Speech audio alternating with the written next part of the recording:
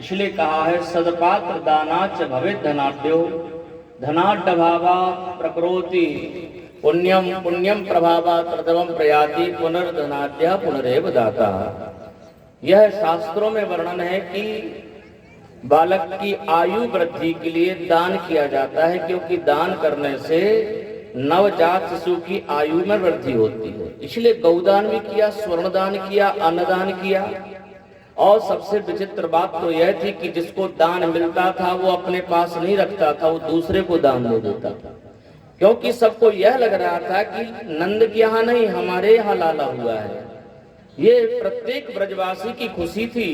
सबसे ज्यादा तो आश्चर्य तब हुआ, 1 वर्ष पहले जो लाला आया था,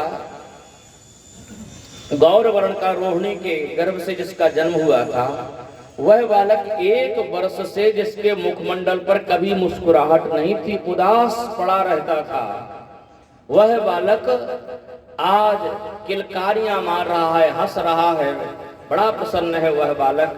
क्योंकि अभी अकेले थे शेषनाग जी, अब प्रभु पधार चुके हैं, इसलिए वह भी अति प्रसन्न है। उसकी प्रसन्नता का ठिकाना नहीं। सब कह रहे अरे मैया देखो तो इतने दिनों से यह बालक एकदम शांत पड़ा रहता था, उदास पड़ा रहता था। सभी को यह डर लग रहा था कहीं ऐसा तो नहीं है कहीं बीमार हो, क्योंकि न तो मुस्कुराता है, न ज्यादा कोई प्रसन्न मुद्रा में रहता है, ऐसे निराश उदास पड़ा रहता था। जब दाऊ को पता चला कि पूर्ण ब्रह्म परमात्मा अब गोकुल में पधार चुके हैं, तो आज वो भी अति प्रसन्न हैं। पूरा ब्रजमंडल झूम रहा है, नाच रहा है और गा रहा है।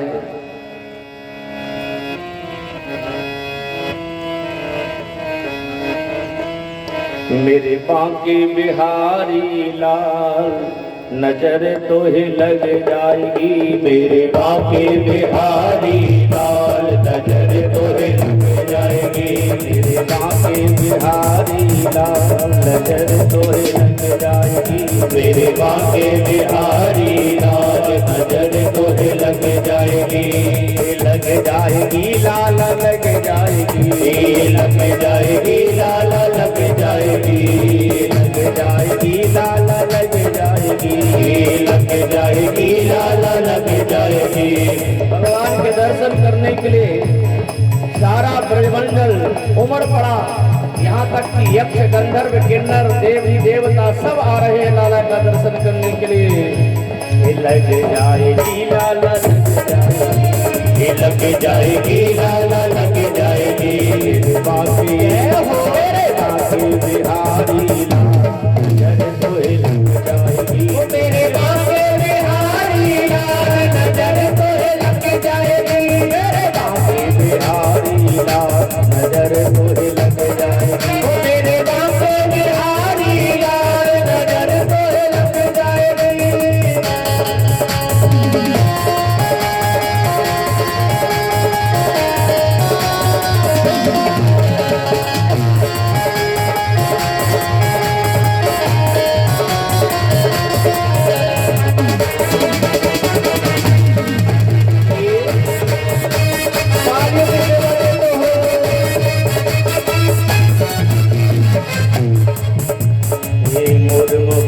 कानों में कुंडल, मोर मुकुट कानों में कुंडल, मोर मुकुट कानों में कुंडल, मोर मुकुट कानों में कुंडल, मोर मुकुट कानों में कुंडल, मोर मुकुट कानों में कुंडल। तेरे घुंघराले घुंघराले बाल, तेरे घुंघराले घुंघराले बाल नजर तोहे लग जाएगी, तेरे घुंघराले घुंघराले बाल नजर तोहे लग जाएगी, मेरे बाके बिहारी लाल नजर तोहे लग जाएगी, मेरे बाके बिहारी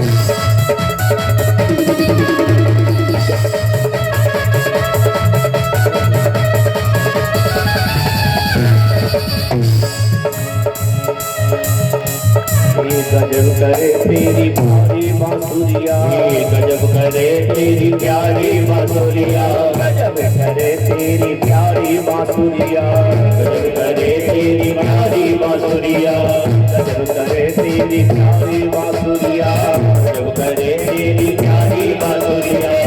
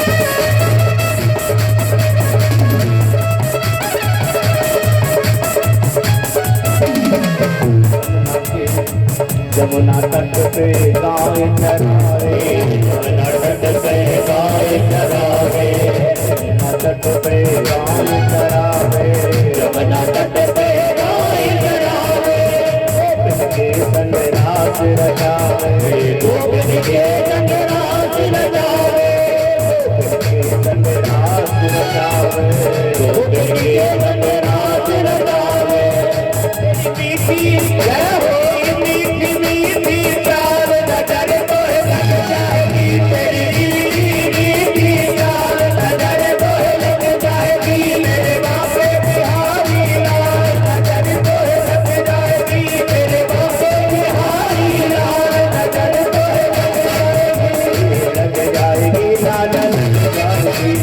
लग जाएगी लाला लग जाएगी, लग जाएगी लाला लग जाएगी, लग जाएगी लाला लग जाएगी। मेरे बापे बापे बापे बिहारी लाल नजर तो लग जाएगी, मेरे बापे बिहारी लाल नजर तो लग जाएगी, मेरे बापे बिहारी लाल नजर तो लग जाएगी, मेरे बापे बिहारी लाल नजर तो लग जाएगी, मेरे बापे बिहारी लाल नजर तो लग जाएगी, मेरे बापे बिहारी लाल नजर तो लग जाएगी, मेरे बापे बिहारी नजर तो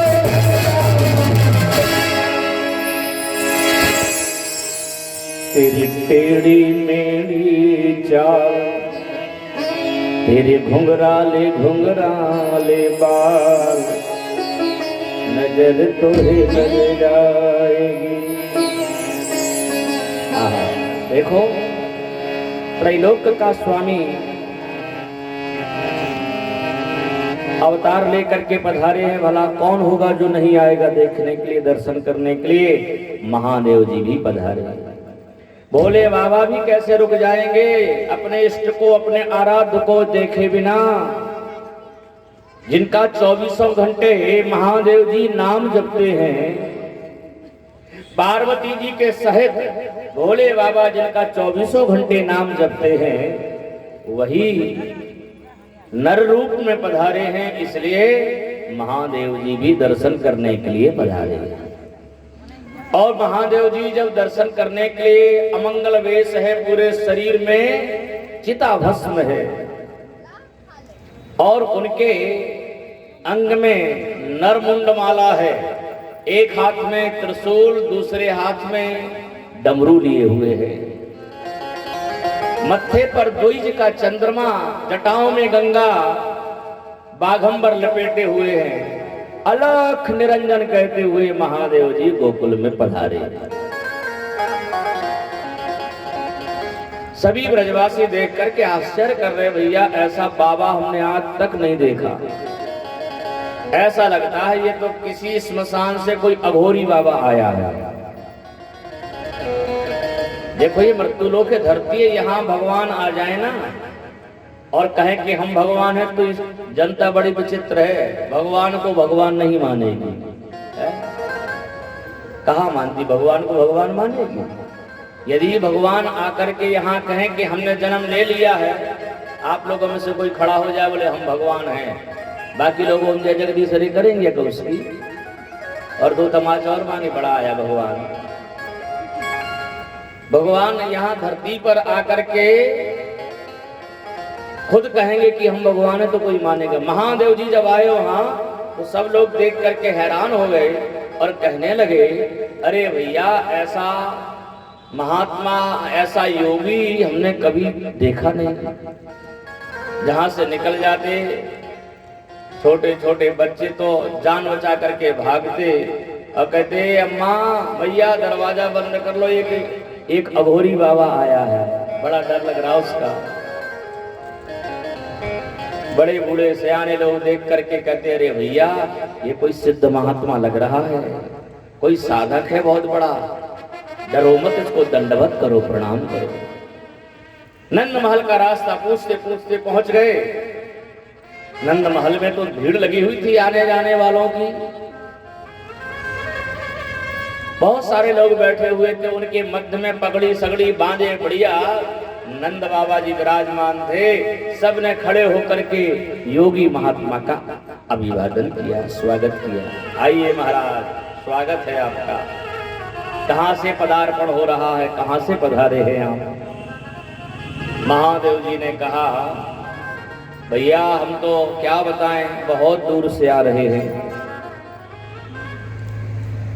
नंद बाबा ने कहा बहुत दूर से, कितनी दूर से आ रहे हैं? वो दूर का स्थान तो होगा कोई जहां से आप आए हैं। अरे क्या बताएं, हम बहुत दूर से आ रहे हैं। अरे तो कितना दूर से आ रहे हैं? बहुत दूर दूर लगे हो, बता रहे हैं कि कितने दूर से। बहुत दूर तो कैलाश पर्वत है। बाबा ने कहा तो यही समझ लो हम कैलाश से ही आ रहे हैं, हम कैलाश से ही आ रहे हैं, यही समझ लो। अरे बाबा तो सही में आप बड़ी दूर से आए हो। अच्छा आप गोकुल में पधारे, आपका स्वागत है। कृपया अब हम क्या आपका नाम जान सकते हैं? आपका नाम, शुभ नाम क्या है? तो योगी ने कहा महाराज हमारा नाम है शंकरानंद जी महाराज। क्या नाम है? शंकरानंद जी महाराज। नंद बाबा ने प्रणाम किया, वाह मेरे शंकरानंद जी महाराज, बड़ी कृपा करी, आप यहाँ पधारे हमारे लालाओं को आशीर्वाद देने के लिए। योगी ने कहा आप तो बड़े चालाक निकले। बाबा ने कहा क्यों? कहा हमारा सब कुछ पूछ लिया आपने, हम कहाँ से आए हैं, क्या नाम है हमारा, सब कुछ हमने बता दिया, अपना कुछ बताया नहीं। आप श्रीमान जी आप कौन है, आपका क्या नाम है? नंद बाबा ने हाथ जोड़े और कहा हमारा तो छोटा सा नाम है। आपका तो बहुत बड़ा नाम है, हमारा छोटा सा नाम है। अरे तो छोटा सा नाम क्या है आपका? बोले आपका नाम क्या बताया आपने? बोले शंकरानंद। तो कहा बस आप अपने नाम में से शंकरा हटा दो, जो कुछ बचे बाद में वही इस दास का नाम है। शंकरा हटाने से बाद में बचता है क्या? नंद। अच्छा तो नंद बाबा आप भी हैं? हाँ महाराज। बोले हम आपको ही पूछते पूछते चले आ रहे हैं, अच्छा हुआ आप मिल गए। हमने सुना है आपके यहाँ एक लाला का जन्म हुआ है। हाँ महाराज आपने सही सुना है, हमारे यहाँ लाला का जन्म हुआ है। तो बस हम आपके लाला को देखने, उनका दर्शन करने के लिए आए हैं। नंद बाबा ने कहा अरे बाबा आप आए, आपका स्वागत है, लेकिन आप ऐसा क्यों बोल रहे हैं कि हम तुम्हारे लाला का दर्शन करने आए हैं? अरे कैलाश पर्वत से आप इतनी दूर आए और भला हमारे लाला का दर्शन क्यों करेंगे? दर्शन तो भगवान का किया जाता है, इंसान का थोड़ी दर्शन किया जाता है, आदमी का। और हम ठहरे ग्वाले, हमारे यहाँ छोरा हुआ, छोरे का दर्शन से आपको क्या लेना देना? दर्शन करना है, सामने देखो सत्यनारायण मंदिर है, वहां चले जाओ, उधर चले जाओ, बालाजी का मंदिर है, वहां दर्शन कर लो, वहां मत्था टेक लो। हमारे लाला का दर्शन क्यों करेंगे? बोले नहीं, हम उधर मत्था टेकने नहीं आए हैं, हम तो तुम्हारी चौखट कुछ लाला का दर्शन करने आए हैं। अब नंद बाबा को क्या पता था कि नंद बाबा सिंहासन में जो काली काली मूर्ति सालग्राम की धर के पूजा कर रहे हैं, वो सालग्राम जी मूर्तिमान होकर के आ गए हैं। सालग्राम, अब सालग्राम की जरूरत नहीं है, अब तो साक्षात सालग्राम जी आ गए हैं। नंद बाबा को नहीं पता था। अब ये कौन जाने कैसे बताएं नंद बाबा को, लेकिन भोले बाबा ने कहा आप नहीं समझोगे, आप तो हमें दर्शन करा दो और हम यहाँ से निकले। नंद बाबा ने कहा चलो, मैया को इशारा किया, मैया ने देखा तो रूप देख करके मैया भी डर गई यशोदा जी। उन्होंने कहा शायद बाबा कुछ सीधा आटा लेने आया होगा, कुछ मांगने के लिए आया होगा, सुना है यहाँ खूब दान मिल रहा है, तो कुछ सीधा आटा लेने के लिए आया होगा, चलो इसको सीधा दे देते हैं। बढ़िया सूपा में सीधा लगाया, सूपा में, पहले सूपा में दिया जाता था, आजकल थाली में देते, पहले सूपा में दिया जाता था। क्योंकि जिस थाली में हम आप भोजन कर लेते हैं वह थाली जूठी मानी जाती है। साधु ब्राह्मणों को उसमें ना खिलाया जाता है, ना उसमें सीधा आटा दिया जाता है। आओ बैठो। कुरेला की पार्टी है, कुरेला में कथा एक बार हो चुकी है। रोज आ रहे पटेल साहब, बहुत बहुत धन्यवाद। ठाकुर साहब, पटेल साहब, सभी साहब, जितने साहब आए हैं सभी साहबों का बहुत बहुत स्वागत है। और आप सभी लोगों का, राजनगर से जितनी माताएं आई हैं, कोई पैदल चल के आई हैं, कोई ऑटो रिक्शा से आई, कोई अपनी 4 व्हीलर से आई हैं, कोई हेलीकॉप्टर से आई हैं, सभी का बहुत बहुत स्वागत है सभी का। और जो आ रहे हैं उनका भी स्वागत है, जो नहीं आएंगे उनका यहीं से स्वागत, उनके घर पर जो नहीं आए हैं। बोलो वृंदावन बिहारी लाल की जय हो। श्री सुखदेव जी महाराज वर्णन कर रहे हैं, भगवान के दिव्य चरित्रों को सुना रहे। परीक्षित जी सुन सुन करके बड़े खुश हो रहे। तो फिर क्या हुआ, यशोदा जी ने सीधा ला करके दिया, बाबा जी ने सीधे पर नजर डाली तो क्या रखा है, आटा रखा है, उसमें चावल रखा है, दाल रखा है, गुड़, घी, नमक, तेल, मिर्ची, जो भी सीधा लगा करके दिया जाता है वो सब सीधा दिया। बाबा जी ने कहा हमें सीधे आटे की जरूरत नहीं है, हमें सीधा आटा नहीं चाहिए, तो फिर सोना चांदी ले लो, हीरे मोती जवाहरात ले लो, क्या चाहिए आपको। बोले हमने बता दिया है आपको पहले कि हमें कुछ नहीं चाहिए, हमें तो एक झलक सांवरे की दिखा दो, बस एक झलक हम सांवरे सरकार की देख लें, हम बिना कहीं चले जाएंगे। लेकिन यशोदा ने कहा बाबा हमें तो डर लग रहा है तुम्हें देख करके, फिर हमारा छोटा सा छोरा देख करके डर जाएगा, फिर हम क्या करेंगे। 17 मणियां पूजने के बाद में तो बड़ी मुश्किल से एक छोरा हुआ है, और डर गया कभी उसको हो गया तो फिर हम क्या करेंगे। बाबा ने कहा, योगी ने कहा मैया तू नहीं जानती है कौन है। अरे इससे तो डर को भी डर लगता है, भय भी भयभीत रहता है इससे, इससे कौन डरेगा। बोले तुम्हारे सांपों को देख करके डर जाएगा। अरे बोले सांपों की बात कर रही है, तो सांपों का बिछौना है इसका, सांपों पर ही सोता है शेष साई नारायण, इसका शेष ही बिछौना हो, वो भला इन छोटे छोटे छोटे सपोलों से क्या डरेगा। लेकिन यशोदा जी नहीं मान रही तो बाबा भी नहीं मान रहे। स्त्री हट योगी हट, स्त्री हट भी बड़ा खतरनाक होता है, स्त्री ने जो हट कर दी वो करना ही पड़ता है। एक राजा थे, वो राजा पक्षियों की, जीवों की आवाज सुनते थे और समझते थे। पक्षी क्या बोल रहे हैं, कीड़े मकोड़े क्या बात कर रहे हैं वो समझते थे। एक दिन राजा भोजन कर रहे थे, रानी उनकी भोजन परोस रही थी, चींटी आपस में दूसरी चींटी को कुछ बात कह रही है कि राजा भोजन कर रहे, बड़ा मीठा भोजन कर रहे, देखो हम मुंह में दबा कर खिलाए, तुम भी चले जाओ। राजा सुन रहे थे, हंस रहे थे राजा। रानी तभी भोजन लेकर के आई। अब अकेले बैठे बैठे राजा हंस रहे थे, रानी को आश्चर्य हुआ, कोई है नहीं सामने, भाई हंस क्यों रहे हैं। रानी ने पूछ लिया, बोले महाराज बताओ आप हंस क्यों रहे हो। अरे बोले कुछ नहीं, ऐसी आ गई हंसी। बोले नहीं बताना पड़ेगा, बताना पड़ेगा आपको, हंसे क्यों आप। अब इसी को तो स्त्री हट कहते हैं। स्त्री हट कर दिया कि बोले बनारस की साड़ी चाहिए, तो चाहे जैसे हो लाना पड़ेगा, चाहे कर्ज करके लाओ चाहे जैसे लाओ, लेकिन साड़ी ला करके देनी पड़ेगी। स्त्री हट है, क्षमा करना माता और राजनगर की हम बात नहीं कर रहे, उत्तर प्रदेश की बात है ये सब, इधर की बात हम नहीं कर रहे, इधर नहीं है हट। लेकिन उसने हट का किया और कहा जब तक आप बताएंगे नहीं कि हंसे क्यों, तब तक हम ना भोजन करेंगे ना आपको भोजन कराएंगे, बताना पड़ेगा। तो राजा ने क्या कहा? राजा ने कहा देखो देवी, यदि हम बताएंगे तो हमारी मृत्यु हो जाएगी। यदि हमने तुम्हें बताया कि हम हंसे क्यों तो मृत्यु हो जाएगी। रानी ने कहा चाहे मरो चाहे जिया, हमें से कोई लेना देना, बताना पड़ेगा।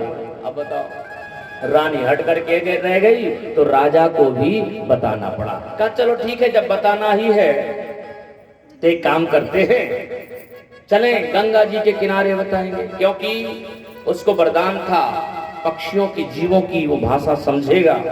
लेकिन ये कहा था कि यदि किसी को बता दिया तो पत्थर हो जाओगे। तो राजा ने सोचा कि चलो एक काम करते हैं, गंगा किनारे बताएंगे, वहीं पत्थर बनेंगे तो गंगा जल तो ऊपर चढ़ता रहेगा, उद्धार हो जाएगा हमारा।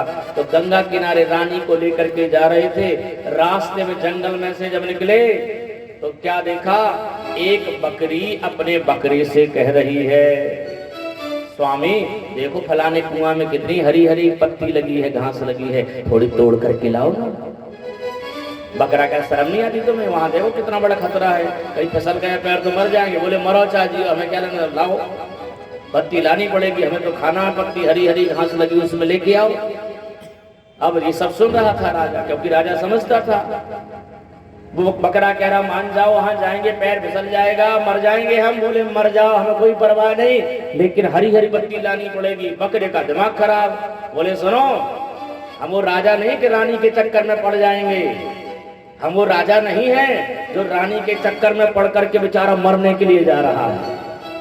राजा ने सुना, बेचारा घबरा गया। बताइए, जानवर ऐसा बोल रहा है, पशु ऐसा बोल रहा है, और हम अपनी पत्नी के चक्कर में पत्थर बनने के लिए जा रहे हैं। उसने वहीं बांस का एक डंडा तोड़ा राजा ने, और रानी के पास आया। बोले क्या पूछ रहे, बताएं हम कि क्यों हंसे थे। डंडा देख करके रानी ने कहा नहीं अब मत बताओ। डंडा देख करके घबरा गई। स्त्री हट, यदि स्त्री ने हट कर दिया तो झुकना पड़ता, लेकिन स्त्री हट से भी बड़ी है योगी हट। योगी ने हट कर लिया कि हम भी यहाँ से हटने वाले नहीं हैं। अब भोले बाबा भी आसन जमा करके बीते सम्मत सहस्रतासी तजी समाधि शंभु अविनाशी।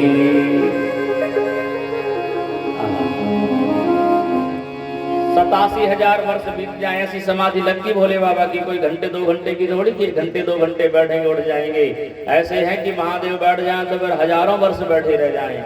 आखिर यशोदा जी को लाला का दर्शन कराना पड़ा, क्योंकि ये बाबा हटने वाला नहीं है। और लाला को लेकर के जब यशोदा जी आई, महादेव जी ने सांवरे सरकार का दर्शन किया।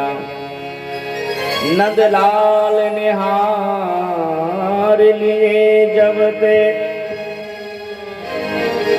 भोले बाबा ने जब सांवरे सरकार की छवि को देखा, नंदलाल निहार लिए जब ते, निज देह नगे संवारन दे।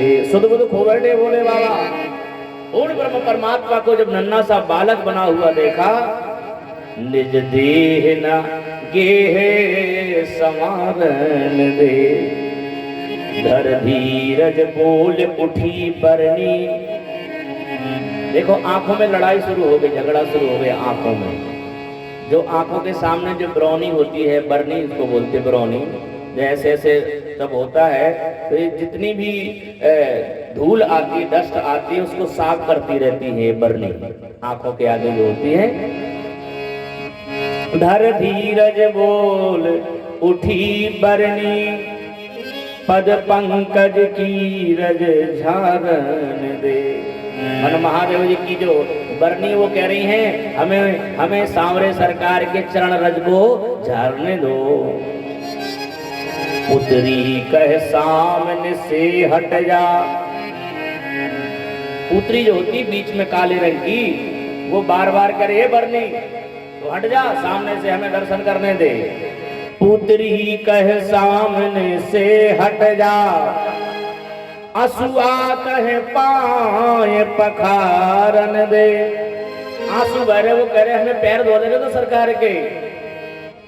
पलके कहे मूंदली मोहन को, और ये पलकें कह रही अरे ऐसा मौका कहाँ मिलेगा, सांवरे को भीतर कर लो आंखों के। पलकें कहे मूंदली मोहन को, अखियां कहे और निहारन दे। अखियां कहे और निहारन दे। बोलिए सांवरे सरकार की जय हो। बोले बाबा की तो माने पलक झपकना बंद हो गया, अपलक दर्शन कर रहे हैं। आज कहीं भेद ना खुल जाए इसलिए लीला शक्ति आकर के कृपा शक्ति से कहती है देवी तुम हट जाओ, क्योंकि ऐसे तुम देखते रहोगे कहीं भेद ना खुल जाए, आपको कोई पहचान ना जाए, सांवरे सरकार को कोई पहचान ना जाए। भगवान इस समय नर लीला करने के लिए आए हैं, इसलिए आप यहाँ से जाओ। भगवान ने बाल रूप का जो सुंदर स्वरूप है, झांकी है, अपने हृदय में विराजमान करके महादेव जी जाने लगे। फिर याद आया हम कहाँ जा रहे हैं, कैलाश जाएंगे या काशी जाएंगे या शांत वहां क्या है, सब कुछ तो ब्रज में है। जो हमारे आराध्य हैं, जो हमारे इष्ट हैं, जिनका मैं उपासक हूँ, वो तो ब्रज में आया है। फिर हम कैलाश में क्या खाक छानेंगे, अब तो ब्रज में ही आनंद होने वाला है, इसलिए अब हम यहीं रहेंगे। नंद बाबा से कहा महाराज हम आपसे कुछ आज्ञा चाहते हैं। नंद बाबा ने कहा बोलो बाबा जी। कहा हमारी इच्छा है कि हम कुछ दिन यहाँ ठहर जाएं, रुक जाएं। नंद बाबा ने कहा महाराज आप आदेश करिए, आप कहें तो हम अपना पूरा नंद महल खाली किए देते हैं, आप इसमें डेरा जमाइए, जहां मन करे आपका है ये इसमें रहिए। पहले लोग जो कहते थे वो करते थे, आजकल लोग कहते तो हैं लेकिन करते नहीं है। बड़े हरिश्चंद्र बन करके बोल देंगे, मोटरसाइकिल नई खरीद करके लाओ, पूजा कराओ, और पूजा कराते समय महाराज बोले बड़ी सुंदर बाइक ले आए हो, बड़ी प्यारी बाइक है। तो जजमान क्या कहता, बोले महाराज हमारी कहाँ आप ही की है। ऐसे बोलते कि नहीं बोलते? तो ये सही बोल रहे हैं क्या? उसी समय कह दिया तो चाबी दो, फिर हमारी है गाड़ी तो हमारे दे दो चाबी, वही देगा चाबी क्या? मकान देखने आओ, मकान में बड़ा प्यारा मकान बना है, बड़ा सुंदर बना है, बड़ी सुंदर कोठी बनाई है आपने, क्या बात है। तो वो कहेगा साहब आपकी ही है। अब उससे अंदर से पूछा सही कह रहे क्या, और कह दिया हमारे यहाँ तो तुम बाहर निकलो, हमें डेरा जमाने तो कोई रहने देगा क्या? पहले लोग जो बोलते थे वो करते थे, और आजकल बोलते तो है लेकिन करते नहीं है। नंद बाबा ने कहा आप कहें तो हम पूरा नंद महल खाली कर देते हैं, आप अपना डेरा जमाइए इसमें। योगी क्या कहता है, धन धन भोलेनाथ महादेव, कौड़ी नहीं खजाने में, तीन लोक बस्ती है बसाई, आप बसे वीराने में। अरे हमें तो वीरान अच्छा लगता है, एकांत अच्छा लगता है, एक निरंजन दो सुखी और तीन में खटपट चार दुखी। जितनी ज्यादा संख्या बढ़ेगी उतनी ज्यादा आपस। अकेले रहो निरंजन, जहाँ जाना जो करना, जहाँ मन करे वही रुक जाओ, जब कहे मन चले जाओ। और एक से जहाँ दो हुए तो दो में थोड़ी व्यवस्था बन जाती है, बुखार आ गया कोई जरूरत है तो एक से दो अच्छे रहते हैं सुखी। लेकिन इसके बाद संख्या बढ़ेगी तो एक निरंजन दो सुखी और तीन में खटपट चार दुखी। जैसी संख्या बढ़ेगी आपकी स्वतंत्रता खत्म। वो कहेगा नहीं रुको थोड़ा, वो कहेगा नहीं हमें चलो अब जल्दी चलो, अब हमें अच्छा नहीं लग रहा चलो, तो आपका मन नहीं कर रहा तो अभी जाना पड़ता है। भोले बाबा कहते हैं हमें तो अकेले ही में आनंद है और हम एकांत में रहते हैं, तो फिर आपका जहां मन करे आप रहिए, आपको कोई कुछ नहीं बोले। तो नंद भोले बाबा ने नंद महल के बाहर आसन लगा लिया, बोले अब हम यहीं बैठेंगे बढ़िया। और ऐसी जगह बैठ गए जब लाला को स्नान कराते हैं, लाला को स्नान कराते समय उनका जो जल है स्नान का जल जिधर गिरता था वहीं बैठे भोले बाबा, तो बढ़िया स्नान होते जा रहे चरणामृत से। क्योंकि भगवान को जलधारा प्रिया शिवा, भगवान शंकर को जलधारा चाहिए। सूर्य भगवान को नमस्कार प्रिय भानु, सुबह उठ करके सूर्य भगवान को प्रणाम करो। प्रतिदिन सूर्य भगवान को प्रणाम करना चाहिए, क्योंकि सूर्य भगवान को चंदन टीका तो लगा नहीं सकते, बहुत दूर है, कहाँ लगाओगे, कैसे लगाओगे, दूर से नमस्कार कर लो बस। नमस्कार प्रिया भानु, जलधारा प्रिया शिवा, अलंकार प्रिया विष्णु, और भगवान विष्णु को वस्त्र आभूषण भगवान विष्णु की पूजा में जरूरी है। और ब्राह्मणस्य मधुर प्रियम, अब ब्राह्मण भोजन में मिठाई जरूरी है, मिष्ठान जरूरी है, ब्राह्मणस्य मधुर प्रियम। तो भगवान शिव को जलधारा, जल से बड़ा प्रेम, इसलिए बैठ गए वहां। और आज भी वहां नंदेश्वर नाम से विख्यात हैं। नंदेश्वर आज भी बैठे हैं नंदगांव में। आशेश्वर महादेव जहां आस लगा करके बैठे थे कि लाला का दर्शन हो, इसके बाद वहीं बाहर नंदेश्वर नाम से विख्यात हैं। बोलो श्री नंदेश्वर महादेव की हो। श्री सुखदेव जी महाराज परीक्षित जी को कहते, राजन आओ भगवान के जो दिव्य चरित्र हैं उनको सुनाए हम। कंसेन प्रहिता घोरा पूतना बाल घातनी, शिशोंस चार निघ्नन्ति पुरीग्राम ब्रजादिषु। कंस की भेजी हुई पूतना नाम की राक्षसी आई गोकुल में, और वह पैदल नहीं आ सकती थी, क्योंकि रास्ते में सांडिल्य ऋषि का आश्रम था। वो जानती थी यदि हम यहाँ से जाएंगे, ये महात्मा बहुत ही तपस्वी है, अपनी तपस्या से जान जाएगा कि मैं कौन हूं, तो कहीं श्राप ना दे दे। कंस को बोल करके आई है, भैया बिल्कुल भी चिंता ना करो, मैं तुम्हारे शत्रु को ढूंढ करके मार दूंगी। कंस कहता है, बहन तुम्हारे इस रूप को देख करके कोई घुसने देगा क्या? देखो तो तुम्हारी शक्ल कैसी है, तुम्हारी शक्ल पे 12 बज रहे हैं, तुम्हारे बाल हैं जो सूखे पेड़ की तरह, सूखे रूख की तरह तो बाल हैं तुम्हारे खड़े, और आंखें कैसी हैं, बोले जो बिना पानी का जो कुआं है, सूखा हुआ कुआं, ऐसे गड्ढे जैसी तो तुम्हारी आंखें हैं, और दांत तुम्हारे हल बखल की तरह बाहर निकले हुए हैं दांत, पूरा शरीर तुम्हारा कृष्ण है, काला है, तुम्हें देख करके लोग डर जाएंगे, तुम्हें कोई घुसने नहीं देगा। पूतना ने कहा, भैया तुम मेरा मजाक बना रहे हो मुझे देख करके। और पूतना ने अपनी माया से ऐसा सुंदर रूप बनाया कि कंस पहचान नहीं सका। पूतना ने कहा, भैया पहचानो मैं पूतना हूं। कंस ने देखा, बड़ा प्रसन्न हुआ, कहता, हाँ बहन अब तुम कहीं भी जा सकती हो, तुम ढूंढोगे कैसे, तुम मेरे शत्रु को कैसे ढूंढोगे?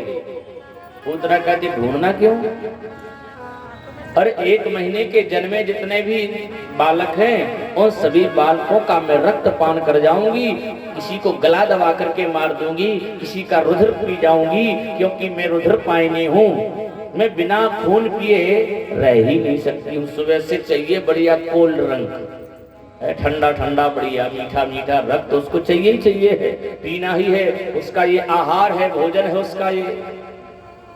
तो कहती हम ब्रजमंडल में जितने भी नवजात शिशु हैं उन सबको मार डालेंगे, उन्हीं में आपका शत्रु जो होगा वो भी मारा जाएगा। अब पूतना चल पड़ी, आकाश मार्ग से गई, पैदल नहीं गई, माया भी नहीं थी, अपने दोनों स्तनों में कालकूट जहर लगा करके और पहुंची है गोकुल में। गोकुल में तो आहा, जो नक्षत्र मोहन भई सो नक्षत्र पर आय, चारु बधाई रीति सब करत यशोदा मां। भगवान के जन्म का नक्षत्र आया है, इसलिए उत्सव मनाया जा रहा है। उस उत्सव में आने जाने वालों का तांता लगा हुआ है, भीड़ लगी हुई है, और अरे धरती पर रहने वाली गोपियां क्या, स्वर्ग की जो देवांगनाएं हैं, अप्सराएं हैं, वो सबके सब वेश बदल बदल करके उस उत्सव में सम्मिलित हो रही हैं। और यह सुंदर वेश बना करके जब पहुंची तो यही समझ करके शायद रोहिणी समझ रही थी कि यशोदा के मायके से कोई उनकी सहेली आई होगी, और यशोदा सोच रही थी कि रोहिणी के मायके से कोई उनकी सहेली आई होगी, इसलिए बोला नहीं। और वो मौका मिल गया, वो मौका मिला तो भीतर घुस गई। अब वो तो अपना काम करने के लिए आई थी, खोज रही थी लाला किधर है। भैया ने दूध पिला करके लोरी गा करके पल्ले में लेटा दिया था, पल्ले में लेटे थे लाला। अब जब पूतना मौसी भीतर गई तो सबसे पहले उसने दरवाजा बंद किया, और दरवाजा बंद करके जब पलना की ओर बढ़ी, लाला ने देखा मौसी आई है मौसी। तो क्या किया सुखदेव जी महाराज वर्णन कर रहे हैं। विभूतितां बालक मारिकाग्रहम् चराचरात्मस्य निमीलते क्षणः। जैसे ही पूतना आगे बढ़ी, लाला की नजर पूतना पर पड़ी तो लाला ने नेत्र बंद कर लिए। निमीलते क्षणः, भगवान भी ऐसे बनावटी आंख बंद करके मानो सो रहे हो, है ना। एक तो सही का सोना होता है, नींद आ जाती है, सो जाते, बाजे भी बजते रहे तो पता नहीं चलता है। एक नींद वो होती है, और दूसरी नींद आप लोगों ने ली होगी कभी कभी बनावटी, ऐसी आंख बंद, झूठ मूठ की आंखें बंद कर लेंगे। अब बताओ, जो सही में सो रहा हो उसको तो जगाया जा सकता है, लेकिन जो ऐसी झूठ मूठ की आंखें बंद करके सो जाए उसको कोई जगा सकता? वो तो जगेगा ही नहीं, क्योंकि सो तो रहा नहीं, वो आंख बंद करके जबरदस्ती लेट गया है और वह बनावटी सो रहा है। लाला कोई डरे नहीं थे? किसी ने कहा क्या डर गए थे पूतना को देख करके? भगवान क्या डरेंगे, वो तो अभिनव कर रहे, बाल अभिनव कर रहे हैं। और भगवान मानो यह बता रहे हैं कि भाई दर्शन जो है वो अच्छी वस्तु का किया जाता है। यह जो मौसी आई है, अरे क्या हमें उपहार लेकर के आई है? कोई आगरे का पेठा ले आती, कोई गुलाब जामुन ले आती, बिस्किट ले आती, टाफी ले आती, तब तो अच्छी बात थी। ये मौसी आई भी, लाई तो क्या लाई? जहर लेकर के आई। तो क्या इसका दर्शन करना चाहिए? ये कहीं से भी अच्छी नहीं है। पूतना, पहले तो इसका नाम ही खराब है, पूतना। इसको पूत प्रिय ना हो उसे कहते हैं पूतना। जिसको पूत प्रिय ना हो, पूतना। दूसरा अर्थ है पूतना, पूत माने पवित्र, ना माने नहीं, जो पवित्र नहीं है उसी का नाम है पूतना। भगवान नेत्र बंद करके मानो यह कह रहे हैं कि मैं इसकी तरफ नहीं देखूंगा, क्योंकि ये देखने लायक नहीं है। एक बार और भगवान को सामना करना पड़ा एक सुंदरी से, वो भी इससे कम नहीं थी, वही बड़ी सुंदर थी, और उसका नाम था शूर्पणखा। वो भी सज धज करके बढ़िया पार्लर में रही होगी 4-5 घंटे, तैयार होकर के मेकअप सेकअप करके भगवान के सामने पहुंच गई और कह रही, तुम सम पुरुष न मोह सम नारी, यह संयोग विधि बिचारी। ये विधाता ने बहुत सोच समझ करके संयोग रचा कि तुम्हारे ऐसा पुरुष नहीं है और हमारे ऐसे सुंदर पूरी त्रैलोक में कोई स्त्री नहीं है। वैसे तो हमसे ज्यादा सुंदर तुम नहीं हो, शूर्पणखा कह रही है, हमसे ज्यादा तो तुम नहीं हो, लेकिन फिर भी काम चला लेंगे, मन माना कछु तुम ही निहारी। वैसे भी तुम इतने अच्छे नहीं, सांवले हो, लेकिन अब क्या करें, नहीं मिला कोई तो तुमसे काम चल जाएगा। मन माना कछु तुम ही, मन को हम समझा लेंगे, मान लेंगे, इतने अच्छे तो तुम भी नहीं लग रहे हो। तो राम जी ने पूतना की तरफ, तो शूर्पणखा की तरफ देखा, क्या चौपाई पड़ी है, क्या लिखा है? राम जी ने एक बार भी शूर्पणखा की तरफ नहीं देखा। बेचारी इतनी देर तक तैयार होती रही, देखा तक नहीं राम जी ने। राम जी ने कहा, ये मर्यादा पुरुषोत्तम राम। सीता ही चित कही तही बाता, शूर्पणखा से बात कर रहे, लेकिन देख रहे कहां? अपनी पत्नी सीता की तरफ। सीता ही चित कही तही बाता, और आहे कुम्हार मोर लघु भ्राता। चले जाओ छोटे भैया हमारे, उधर तुम्हारा शायद काम बन जाए, उधर चले जाओ। भगवान ने देखा नहीं, शूर्पणखा की तरफ देखा नहीं, क्योंकि शूर्पणखा पहली बात तो बहुत बड़ी गलती कर रही थी। ये विवाहिता थी, विवाहिता थी, इसका पति जो था वो मारा गया था रावण के द्वारा, इसलिए यह अपने आप को कह रही है कुमारी। ये विवाहिता विवाह करना चाह रही है, कह रही हमारे साथ में विवाह कर लो। ये इसका जो प्रस्ताव है ये अनुचित प्रस्ताव है,